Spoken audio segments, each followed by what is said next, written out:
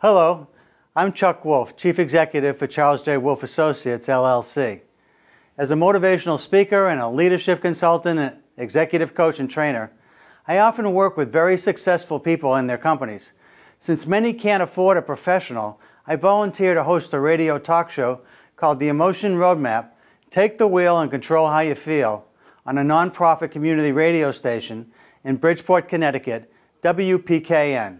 My reason for doing the show is to share with as many people as possible this wonderful process for helping people manage their own emotions and their relationships with others. My goal is for everyone listening to learn to use the Emotion Roadmap to make life better. As you listen to me, help others, I hope you are also learning. As a Simsbury resident, I'm delighted to be able to make the show available through Simsbury TV. To learn more, go to my website, www.emotionroadmap.com. Thank you for listening and watching. And this is Chuck Wolf. You're listening to the Emotion Roadmap, Take the Wheel and Control How You Feel. For everybody who's a regular listener, thanks for tuning in. It's always nice to catch up with people who listen regularly. I know Ann and Jim and Tara and Mike and others who have told me that they really like the show and have called in and got some help. I really appreciate the phone calls when you do call in. And for those of you that don't know much about the show, again, it's called The Emotion Roadmap. Take the wheel and control how you feel. And I'm Chuck Wolf, your host. And it's all about the community strip, about being part of the community. This show reaches out to all of you in listening land and just wants to be helpful if I can be. The idea of the show is that if you've got something that's making you feel uncertain, if you feel confused about a situation that you're facing, about how to proceed, worried about maybe having a conflict that might escalate, a decision that's going to have an impact on people that you care about, that may be upsetting to them, if you have some choices that you need to make and aren't sure how to decide. Lots of times what I find is when smart people are stuck, it's because something emotional is happening inside them. Sometimes it's something that you're concerned about emotionally with someone else. And I was listening to I Messiah this morning, and I heard him say, I heard the song, stand up, fight back. You got to do what you need to do. See you later, Messiah. Have a good couple weeks. Bye bye. And sometimes you really got to confront something. You need to confront something because there's an injustice of some kind, or it's just an uncertainty, a situation that you're facing that just really isn't clear at all to you. And so often I find that people, when you're stuck, when I'm stuck, it's because something emotional is happening. And because we don't really have a lot of training about emotions in our background, there's more happening. You've heard me talk about what's going on in some schools today where there's teaching people, young children, about the language of emotion so that we have words to describe our feelings better than most of us can do today. We also are learning strategies for managing our emotions. Certain strategies might work for one person, not another, but then a different person may benefit from a different strategy. So in this show, we try to talk a lot about strategies for managing emotions. We try to pick out high-level, emotionally charged situations. Last week, if you remember, if you were listening last week, I talked about performance reviews. I talked about this is the time of year when a lot of people are getting their evaluations from their companies, from their managers. And that's an emotionally charged situation for most of us. Now, sometimes it's handled really well, and there's a beautiful relationship between a leader and a team member. But even with good relationships, even great relationships, sometimes there's a struggle to understand what the evaluation is all about. And how do you describe to someone who you care about and works for you and is a good team member, somebody that's really excellent and yet has some behaviors you want to see changed? How do you do that in a way that doesn't leave the person feeling badly when what you want them to feel is wonderful because they've been such a great contributor all year, and yet that one thing you talked about that maybe was something where they've messed up a bit or at least haven't cleaned it up enough, that's what they walk away with, and that's not what you want. So we talked about that last week. I will say that I know we had callers last week that got frustrated, and how do you deal with frustration? That's one of the things, right? One of the things about the Emotion Roadmap is if you are feeling frustrated and you don't want to feel frustrated, what can you do? So one person was thoughtful enough that when she called the number, and I'll give you the number to call in case you want to call me right away. When she called the number, it just rang and rang and rang and rang. And I didn't, sometimes people just don't call, but there's, I guess, a few people called and were trying to reach me and couldn't. And I didn't know they were calling because it wasn't showing up on the phone in the studio where I am.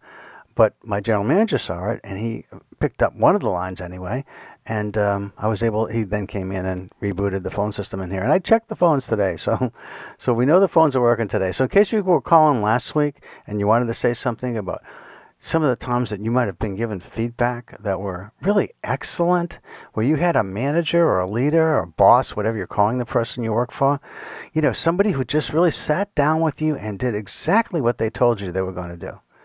There were no surprises. In fact, they did it beautifully.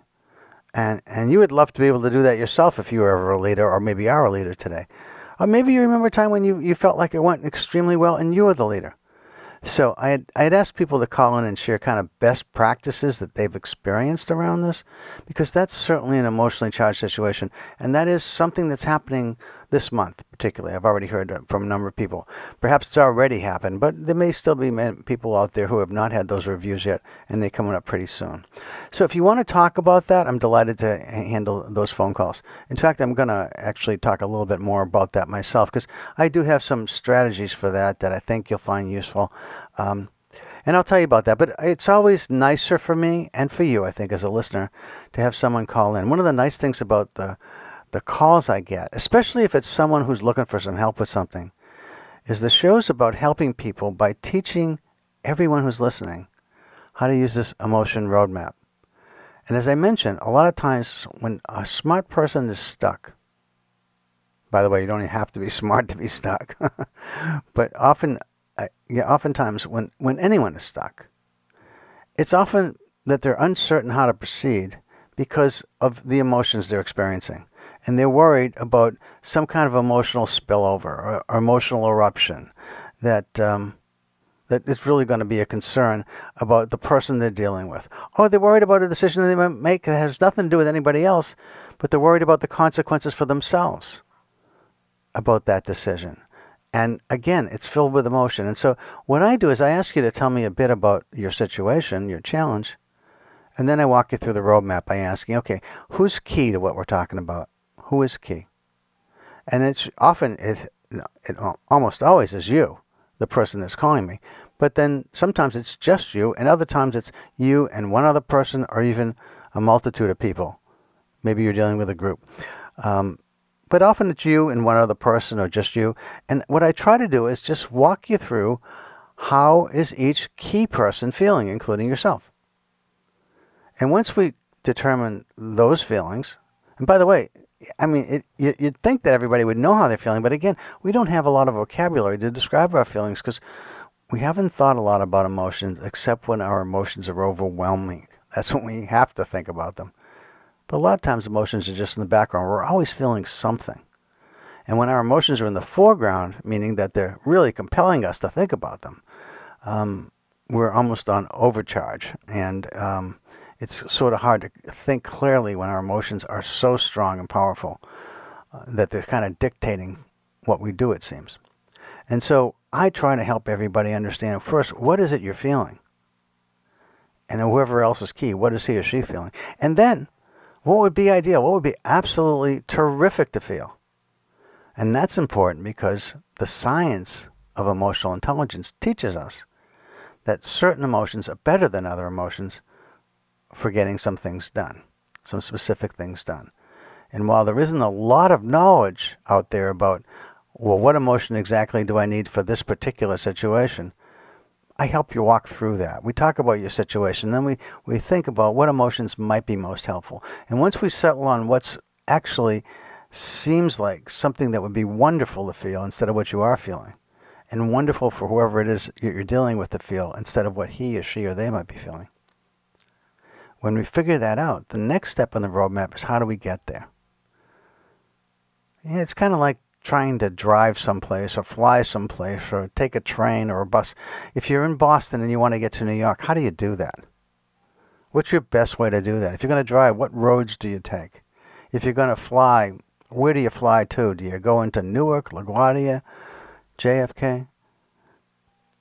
If you're going to take a train, when do the trains run? And I mean, so there are different ways to get from one place to another. There are different ways to get from one emotion to another. And I help you to explore the ways that you might do that. And once we settle on a strategy that seems plausible for getting you and the other key people to the emotions that you really desire to feel, that you think would be wonderful to feel, we then ask the question, are you willing to do what we just talked about? I mean, I know we talked about it, and it seems like it made some sense, but it's really important that you think through, are you really willing to do this? Sometimes it takes time, it may even take money, but it certainly takes commitment. So, are you willing? That's the first question. And if you're willing, are you really able? Do you have the skill set? Do you need some help somehow? Is there somebody else that could assist you with this? Is there something you want to think about or learn before you do this? In other words, there's two parts to knowing if you have a plan that might work. One part is attitudinal. Are you willing? The other part is competency-based. Are you able? And if you can answer, yes, I'm absolutely willing and I'm totally competent to do this, you have a plan. You have a plan that works. And that's what we do on the show, folks. We help anybody that calls in. And we try to teach, and as much and as often as we can, that same strategy that I just walked you through in real time for real people, to get people who are calling up feeling a little bit helpless and hopeless even, by the end, feeling really hopeful that they got a plan that works. And more often than not, we're able to do that. So, if you're a regular listener and you're waiting to call, let me give you the number again. It's 203-336-9756. 203-336-9756. And if you're a new listener, same thing. If you don't have to have listened for a long time. If you find that you just happen to tune in because you're driving by and you happen to be in the area and you love WPKN like so many people do, and you happen to catch my show for the first time, again, I'm Chuck Wolf, and this is the Emotion Roadmap. Take the wheel and control how you feel. And you're listening to WPKN 89.5 FM, Bridgeport. We serve Fairfield, New Haven, and Litchfield counties in Connecticut and Suffolk County in New York. We also stream around the world at WPKN.org, and my show and some of the other talk shows on WPKN can be heard on podcast. If you tune into SoundCloud, iTunes, Stitcher, and you type in Emotion Roadmap, you'll find me. You also can find me on the Public Radio Exchange, where I've put up a number of shows that I thought were particularly interesting, particularly when I had an interview to do. So, if you want to give me a call, again, the number's 203-336-9756. You might be wondering, especially if you knew, what you might call about. Do you have a conflict at work, at home, in your community, in an organization you belong to? Do you have a decision to make that you're uncertain about? Are you having a problem in a relationship? Is there a concern about the person you work for? Are you feeling devalued by your organization? Did you just get a performance review, and are you wondering if you should stay or not? All kinds of challenges we face all the time, every day.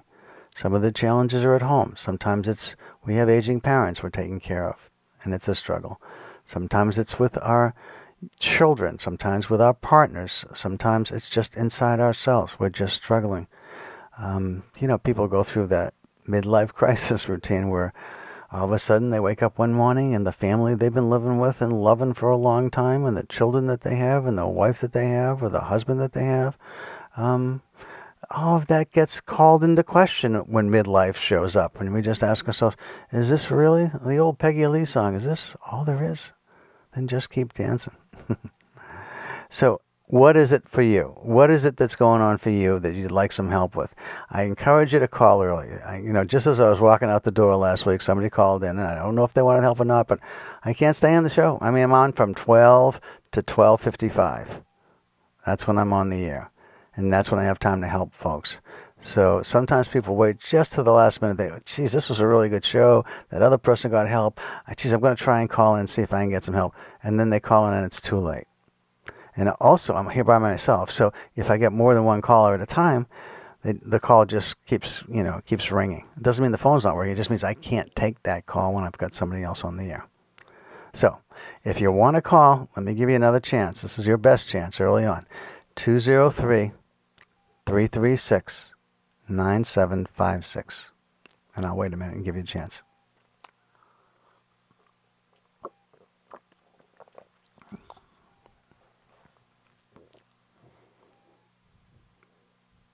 Two 336-9756.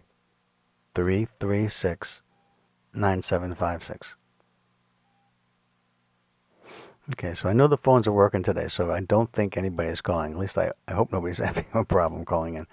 All right, so again, when I come to the radio show, what I tell people is I usually come in with a few themes that I want to chat about in case I don't get callers, because you never know who's going to call. It's kind of the fun part of the show, is being surprised. But the theme today is I want to kind of build on what I was talking about when I was talking about feedback last week. And again, even if you don't have a concern that you want me to walk you through with the emotion roadmap, if you do have something you'd like to share, love to hear from you. If you've got something where somebody engaged in what you consider to be an excellent practice or a best practice when they gave you feedback, and you want to talk about how they did it, why you felt the way you did, it's illuminating for everybody else to hear that, because we don't always know what makes for great feedback. But when people call in and share what their experience is and what their knowledge is about something they actually went through in their own lives and can talk about it, and it feels authentic and genuine and it's real, other people learn from that. So this show is all about helping people and helping people to learn more about how to manage emotions in themselves and in others. So if you've got a best practice, again, give me a call, 203-336-9756.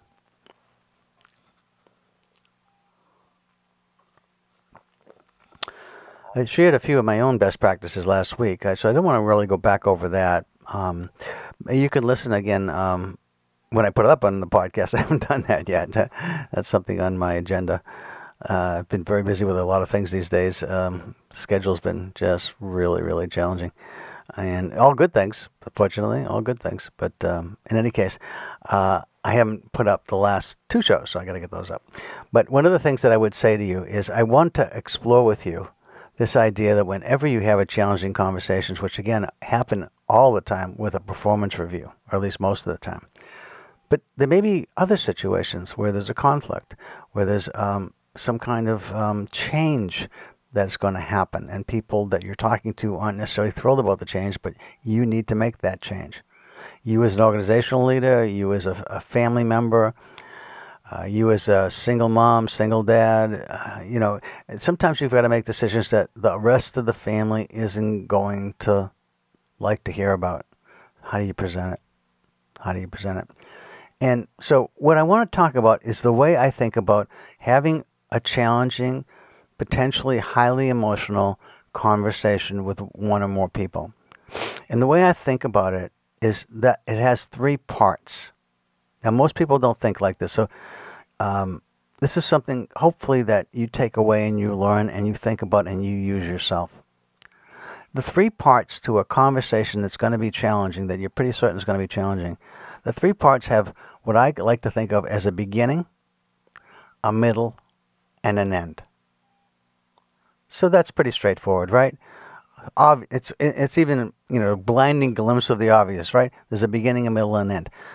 But the reason I break it up that way and think about it that way is because I create different feelings in the beginning of the conversation than I create for the middle of the conversation than I create at the end of the conversation. Now that's different. You haven't heard that before. Now think about that for a moment. In the beginning of a conversation, I like to think you are setting the tone. What do you want the tone to be? What is really critical for that person who you're talking to feel and for you to feel at the very start of the conversation? Second, in the middle of the conversation is usually where the challenging aspect of the discussion takes place. I have a problem with a behavior of yours. I'd like to talk to you about that problem that I'm having. I want to explore with you the behavior that's a concern to me and see if there's some way that you may behave differently. And I'd like to make that as clear as I can to you in a way that is constructive. It doesn't create defensiveness in you, and yet allows you to explore why a behavior that you're doing on a regular basis is problematic for me. And maybe I just need to handle it differently. That's a possibility, of course. But I'd really like to explore with you how you might change this behavior, whatever it might be. Now, that sounds pretty harsh, perhaps to you. Maybe not to some who think, of course you're going to just have to tell somebody what you don't like. But there are other people, many people in fact, who have a difficult time with any kind of conflict. And so really spelling out, being really clear about the behavior you don't like, that's not easy for a lot of folks. And yet, how do you expect anything to be different if you don't voice what your real concern is? I was just talking to someone the other day. I was coaching them, and they were talking about a problem they had with a coworker, and the coworker had done something where it was an argument that took place in front of others. So when the person that I was coaching had gone up and approached somebody about something that they wanted, a request that the person had of the other person, the person was very angry about the request and talked very loudly and brought lots of other people's attention to it, and it was very embarrassing to the first person who came in. Now, forget the issue itself. What the person I was talking to walked away with was feeling like, I never want to be embarrassed like that again. When I have a situation with a person and I want to talk to them about something, that should be a conversation where we both keep our voices fairly quiet, or we go off to the corner and it's a private conversation.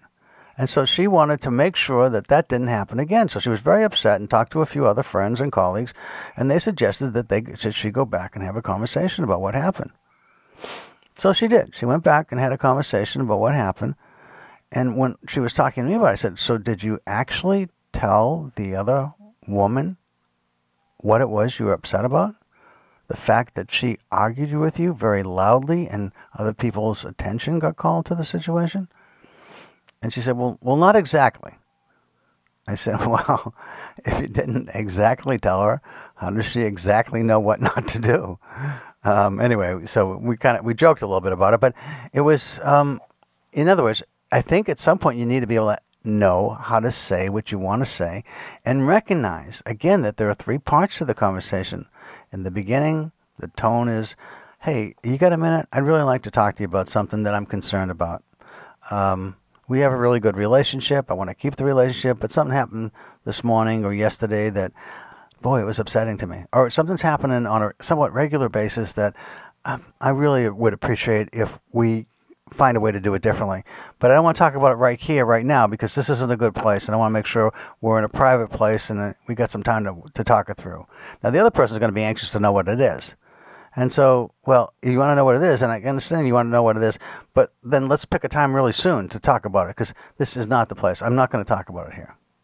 So you kind of set the tone that way. It says, I'm not doing it in public with a lot of other people around, because if the problem is that she gets argumentative and loud in front of a lot of other people, the likelihood of that happening right there, right then is pretty strong, I think.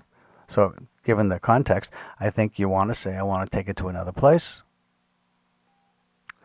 And when you're at the other place, you say, look, I care about you, and I believe you care about me, and most of the time we get along fine. But the other day when I was in the room with you, and I had a request, and whatever the request was, and I mean, you could have said no to the request. That would have been okay. But then you got to really arguing loudly with me. And I noticed all kinds of other people looking at us, and I felt really embarrassed by that. And so I hope you understand that I don't want that to ever happen again. Do you understand why I would feel that way? And does that make sense to you? Is it something I did that triggered that? And that's a wonderful thing to add, by the way, because it allows the other person to say, well, I was upset with you about something else, blah, blah, blah, and that's why. Because sometimes you don't know. Maybe it was something you did. Most of the time it may not be, but simply saying that Allows the other person to see that you're not just blaming them, you're owning it too, in case there's something you might be doing that caused them to behave a certain way. So it's always useful to add that. Now, you might get defensive if you hear back that there is something. So you have to be prepared if you say that maybe it's something I did. That she may have something, and she may be wrong. You don't know. I don't know. You don't know. But you hear it. You listen to it. Okay, I understand that. Now, let's get back to what I was talking about, because it's really important to me. And then, hopefully at that point, each of you are listening really intensely to one another, really understanding each other, appreciating each other's honesty and genuineness and the relationship that you have. And you talk it through, and while it's a little challenging for a few moments during that discussion, maybe even a lot challenging at a point in time, but by the end of it, you feel like your message was heard, it was clear, it was valued, and the person says to you, I won't do that again. At which point, thank you so much. Because at the end of the conversation, again, you want to feel differently in the beginning, in the middle, and at the end. At the end of this conversation, I would think you want to feel appreciative, you want to feel valued, you want to feel supported, cared about, and you want the other person to feel in a similar set of feelings. So, when you're thinking about conversations, my point in telling you all this is that if you sat down right now and you knew you had a conversation you were going to have with somebody who was going to be really challenging, think about, how do you want the tone to be at the beginning? In the middle of the conversation, when you get to the conflict, if you will, or the challenge, or the opportunity, however you're framing this, how do you want that to feel? And is it different than in the beginning? And then at the very end, how do you want it to feel when you're both walking away? And when you think that through, for you and for the other person, you kind of need to think in terms of how you're going to feel as you go through this. And then it's really important to put yourself in the other person's shoes and ask yourself, if you were them, how would you feel going through this?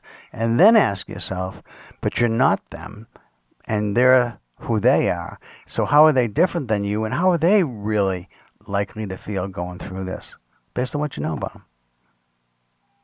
And as you do that, you can see, I think, that the possibility exists that you're going to do this so much better than you might have if you didn't take the time to plan out emotionally what you wanted to feel, what you wanted him or her or them to feel at the beginning, the middle, and the end. Does that make sense to you? I hope it does. I hope it does, because whether it's a performance discussion, and I'll walk you through that in a minute too, but I will stop and just tell you who you're listening to, what you're listening to, what station you're listening to, and also just give you the phone number in case you want to call in again. So let me give you the phone number first. The number to call in case you have something you'd like to talk about in terms of feedback you might have gotten from somebody at some point in your career, or at home even, that was done really well. If you could share that, that's great. It's always fun to talk with somebody else about this.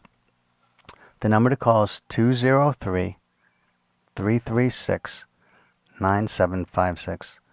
203-336-9756.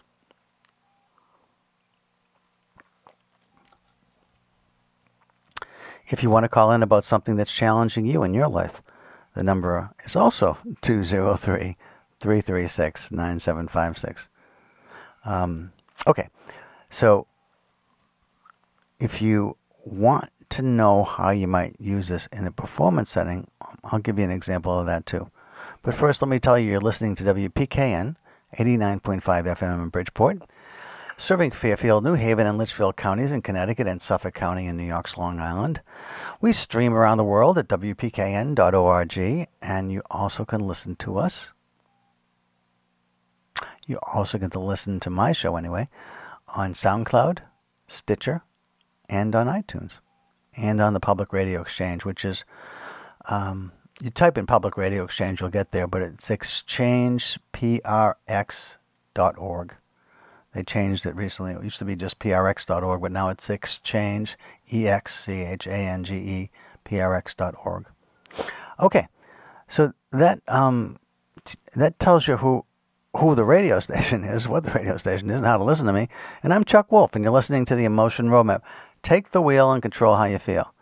And so let's see if I can get someone to call in. Because, again, before I just leap off into something so compelling that nobody wants to call in, it's fun to have you give me a call. So I'll give it a minute. I'm just going to wait. 203-336-9756. And remember, the conversations that you might want to talk about are things that are impacting you, where you feel challenged, you feel uncertain, doubtful how to proceed, worried about escalation, anything along those lines. Or you want to talk about the subject we're talking about, which is how do you have a challenging conversation. Sometimes, particularly, we're focused on giving somebody feedback that feels negative, feels like you're being critical, and yet what you're hoping for is just the relationship that you might have to be just even a little bit better. Maybe it's already really good and you just want to make sure that it stays good. Maybe it's struggling a bit and you want to make sure it gets good. So whatever it might be. So again, I'll give you the numbers a couple times. 203-336-9756. Thanks, first caller.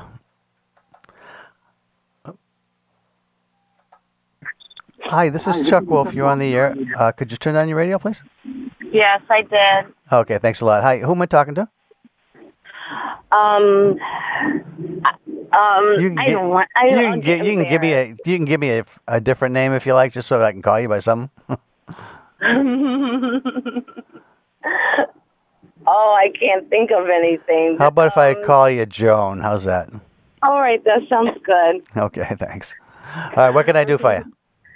Well, I have a person that's the reason why I'm calling, that blows up, like gets all upset. And then I don't want to talk to him, but I kind of have to talk to the person. So I was wondering, and then he'll do all these things where it's like because he knows I don't like to an upset situation, but then oopsie, and then does it and will get upset. So I was wondering, what to do. Okay. In that situation. So let me see if I got it. So you've got somebody that's in your life. You don't have to tell me where, but there's somebody that's in your life that you see pretty regularly. Is that right? I don't see him really that much regularly. Oh, okay. It's just but when I have to be around the person sometimes. Okay. But it gets upset. Like, we'll sit there. If it doesn't have their way, they get upset. So and then I don't give in to giving the person what they want, but it's just I don't you want to have a good relationship with somebody. You don't want it to be like, oh, I know I have to sit there and always be in extinction mode with this person with their bad behaviors.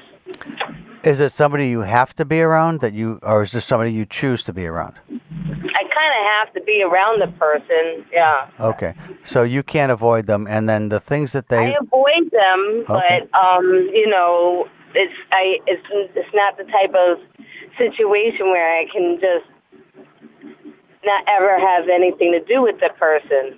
Okay. I try to limit the amount of time I'm with the person, but I want to have at least a cordial relationship with the person, and respecting that, you're not gonna. I'm just not gonna just okay, this person wants my time. I'm just at a moment's notice supposed to drop everything. And just talk to or sit there and have a conversation with somebody, Okay, so I think I got it.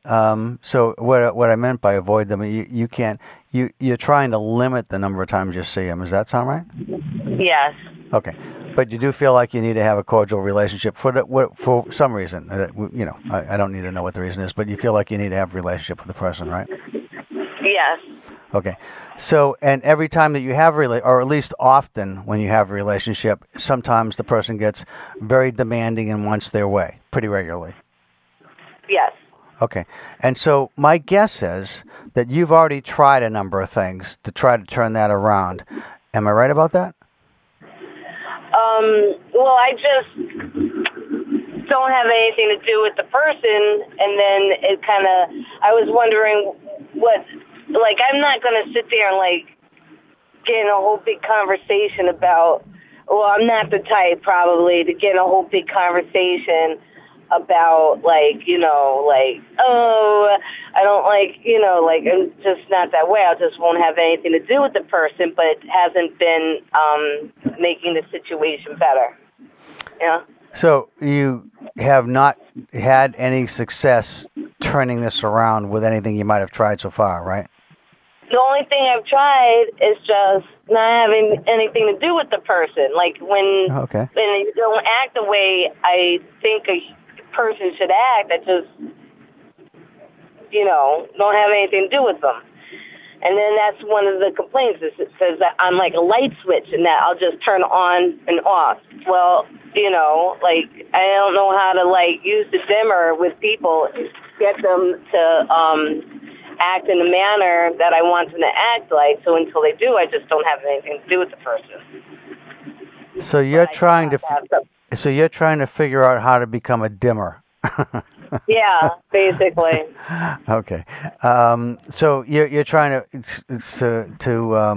okay, so one of the things that you have to think about when I hear a conversation like this is if you have a choice, maybe you don't want to be around this person at all, but it sounds like when you choose not to be around the person, somehow you will end up having to be around them. You can't just stop saying them, right? I can't just stop not have anything to do with the person. Okay. And so when you are with this oh, by the way, I can see somebody else is calling, and again, if you can hear me on the radio, then I'm talking with Joan, and I can't pick the phone up until we're done, so you'll have to wait a minute. But anyway, my thought about how you might handle this, you have two choices. One is to try and change your reaction to the person, because if that person you know is not going to change, then how do you change the common reaction? In other words, this person is you know how a reflex works when somebody taps you on the knee, and if your reflexes are working right, your bottom of your leg kicks up a little bit? Uh-huh. So every time this person gets upset and starts to want his or her, I don't know if it's I guess you said a he wants his way, you seem to have a reaction to that that's probably the same reaction every time. Does that sound right? Well, I don't get upset back because, like, you know, then I don't like getting upset. I'll just sit there and, like, let the person say what they got to say and then try to exit the situation. There was a time when I would engage and get upset and all this other sort of thing, but it's upsetting, so I don't do that anymore. I just kind of like, okay, all right, and then I get out of the situation. So you have learned a strategy. Already you self-taught yourself to not let yourself get too angry or upset or whatever word you want to use when this person sort of explodes, and then you just find a way to end it. So is that not working well enough for you? Or are you actually thinking, how do I stop him from even doing this? Yeah, I don't want the person to get all upset. I don't want to be in that, you know, I want to have, like, you know, like normal, like have a conversation and not, like, you know, I was wondering that. Because that's what I've done. It used to be, like, upset and getting upset and argument and all that other sort of thing. And I mean, I just, like a light switch, turn all that stuff off, and then, you know, and then I don't engage in all that. So okay, I guess I was wondering if there's another option. Well, look, yeah, there's a couple options. Okay, one option is just like I don't know if you've been listening for a while, but one of the things is, have you actually spelled out very clearly to this person that often when you're with him, he does this, and you would appreciate it if he was more civil in his conversation with you and less emotionally explosive, because then it's easier and more pleasant to be together. Have you ever actually spelled that out? No. Are you afraid to for some reason? No, it's just, maybe I don't think I ever thought of spelling it out like that, but I've never spelled it out like that. See, because that was sort of what I was saying about the person I was coaching the other day. This woman was very upset about something that had happened with the woman that she, had talked very loudly about what was going on and kind of embarrassed her. And she went back and talked to her about it, but she never really told her what she was upset about. So I said, why would you think anything would be different if she doesn't know that this is upsetting to you? And then we talked about it, and she actually went back and had a very clear conversation with the woman. It was challenging, she said, but you know what? By the end of it, it all kind of worked out. And the woman, at least so far, has not engaged in this. So one opportunity for you is to sit down with the person before anything happens and just say, first of all, I like coming to see you, but sometimes, and not just a few times, but seems like a fair amount, it seems like we get into discussions and you get really, really hot about what you want. And then you kind of go over the top with me, and I don't know, it's just really hard to be with you then. And I'm wondering if you might think a little bit more about when you want something, about approaching me differently about it somehow. What do you think about that? And then see what happens. Okay. That sound reasonable? Should I do that on the phone or should I do that in person? Well, I mean, things are better in person, but if it's conflict, sometimes people are more comfortable on the phone.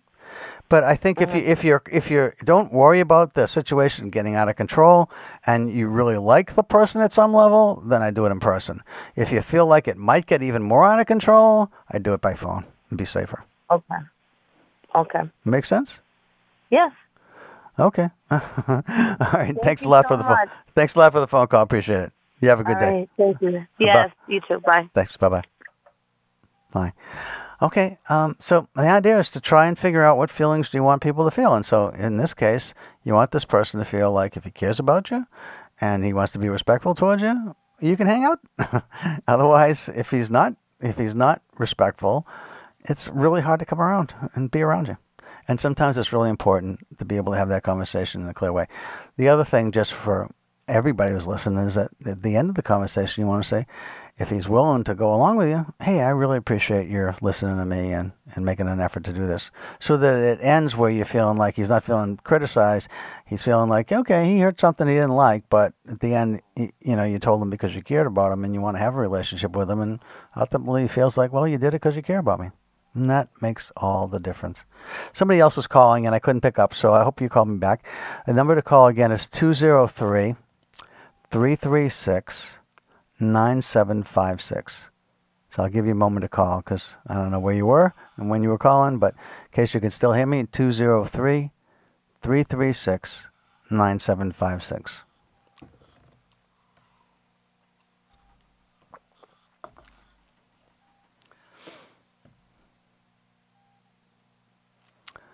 Well, I guess they can't call back right now. So if this is an opportunity for you, if you weren't the one who was calling, but you want to call and you're thinking about calling and you don't want to say at the end of the call, geez, I wish I made that call. Because, by the way, I'm not back on again until the 1st of next month.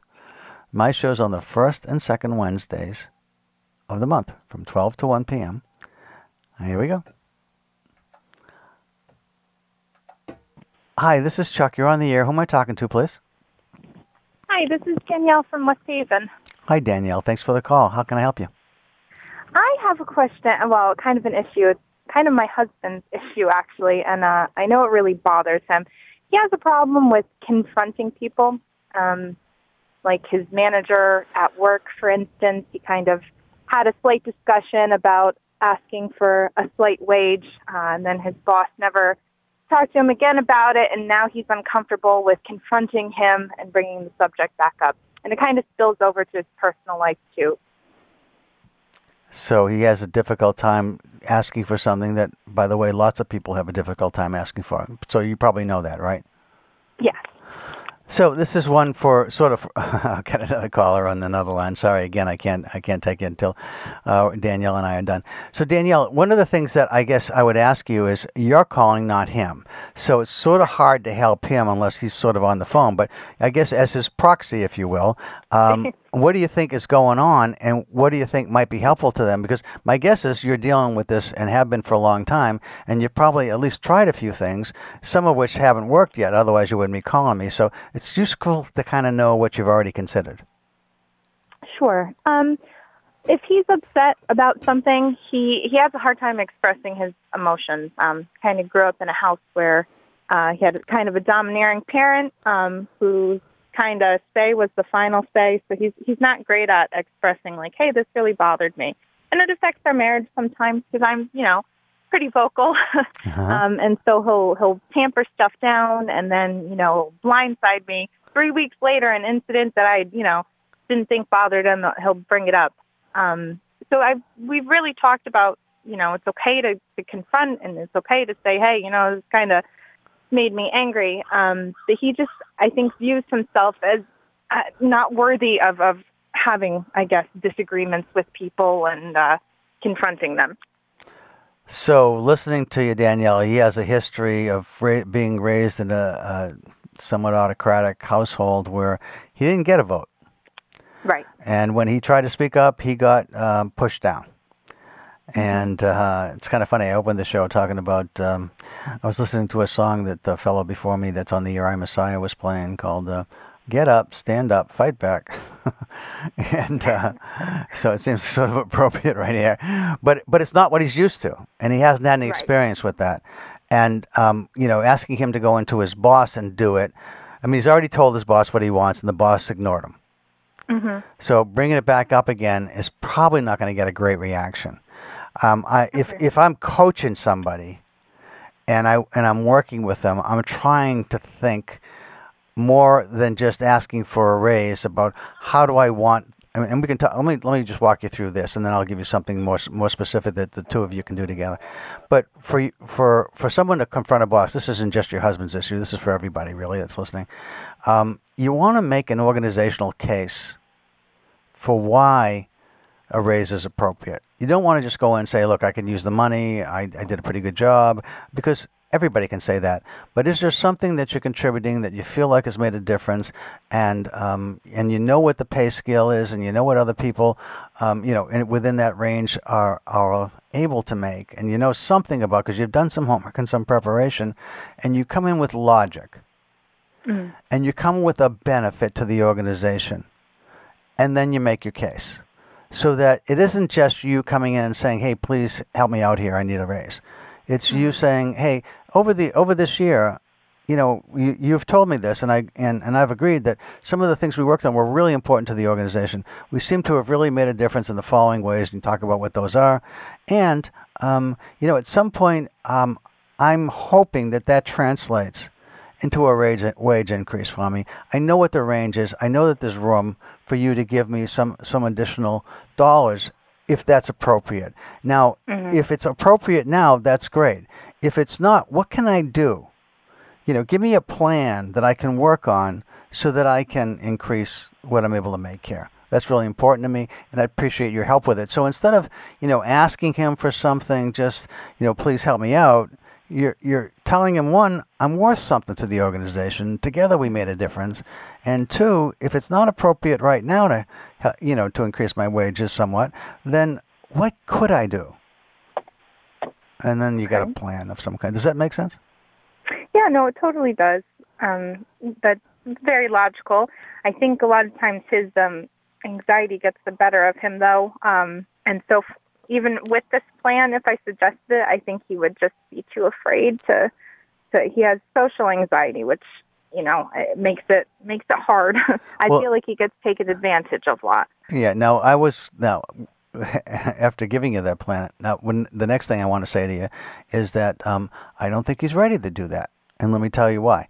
Because you have a history of growing up where your entire childhood was based on a fear of approaching an authoritative figure and saying something different than maybe they want to hear. So part of my strategy is giving them something that they would want to hear, that you're asking them for their help. That's part of it.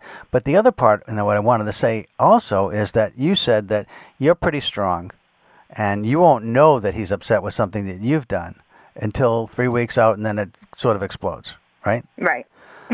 that's where he can practice. That's where you have the opportunity for the two of you to practice, because he has a similar issue, probably not the same exactly, but the similar issue with you that he might have with a boss or any authoritative figure. Maybe he married you, was attracted to you because he wanted that. I mean, that's what he had in a family relationship, and he married you because of that. Maybe that's at least a piece of the puzzle. It's not the whole story, but it's maybe a part of it. And so knowing that, and knowing that you want to help him, and he is, and he's probably less risky trying to practice and challenging you when he disagrees than it would be with his boss. And then over time, maybe he builds up some courage, because you and he together, when he does it, talk about, okay, so that didn't work quite as well as you would have liked, but let's talk about it. What did we learn from that? And can we figure out a way so that this works really much better between the two of us? And he's feeling anxious. You want to grow his confidence. Right.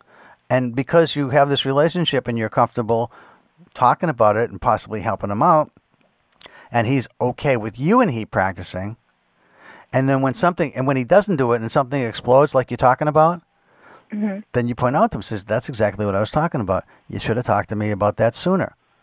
Right. What can we learn from this so that and so don't assume this is going to change fast. He has a whole history of this in his lifetime, and it's going to be hard to overcome it. But it's not impossible. But the key thing is, in terms of the emotional aspects, this is the emotion roadmap kind of concept, is that he's feeling anxious all the time around this stuff, and he wants to feel confident. And the only way he's going to build confidence is if he's working with somebody that can help him practice in real time, in real life. Okay. Would you recommend maybe therapy alongside that?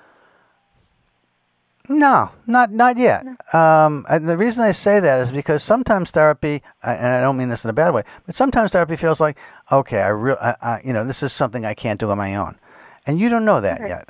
You don't know that yet. Maybe that's something that the two of you can do together. Now, as you go through it together, and you see that it's not changing, and you recognize he can't change this on his own, then I'd say therapy makes sense. Okay. That help? Yes. Thank you very much. You're welcome. Thanks a lot for calling, Danielle. I appreciate it. You have a great day. Okay. Bye-bye. You too. Bye-bye. Bye.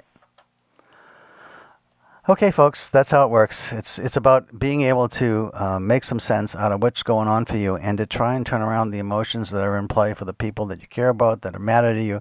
By the way, sometimes people matter to you that you don't care about.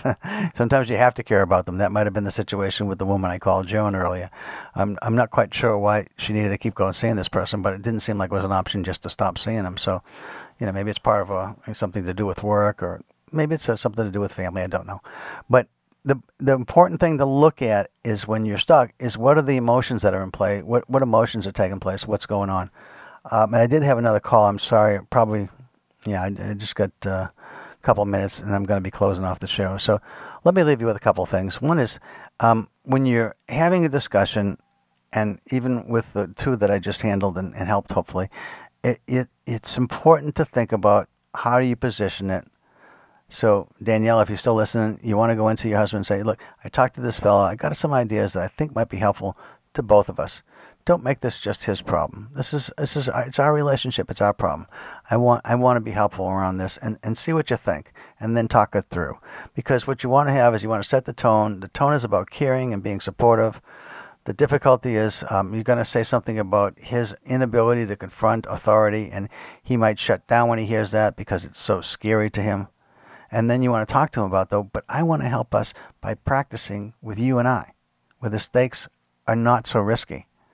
And I want to make sure I help you to build that confidence.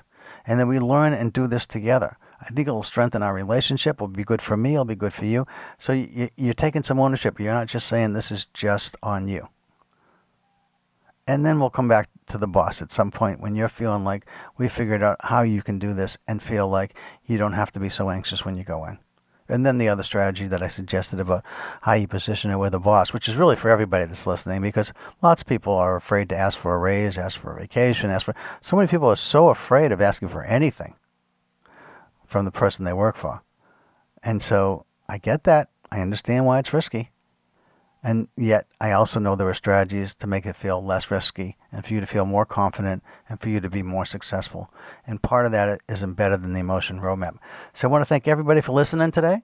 It's been a pleasure being here with you. Again, this is Chuck Wolf. You've been listening to the Emotion Roadmap. Take the wheel and control how you feel. You are tuned to WPKN 89.5 FM in Bridgeport, serving Fairfield, New Haven, and Litchfield counties in Connecticut and Suffolk County in New York. And you can listen to us live and streaming on WPKN.org, or you can listen to the podcast. Thanks, everybody. Take care. Have a good couple weeks, and I'll be back with you next month.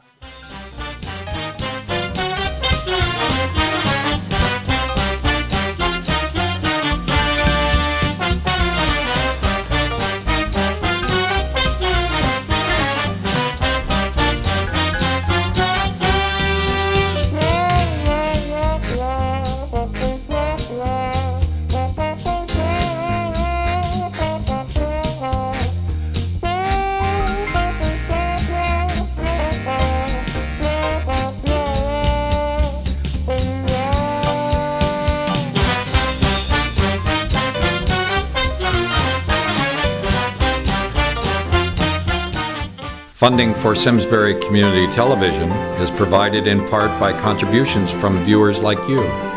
Thank you.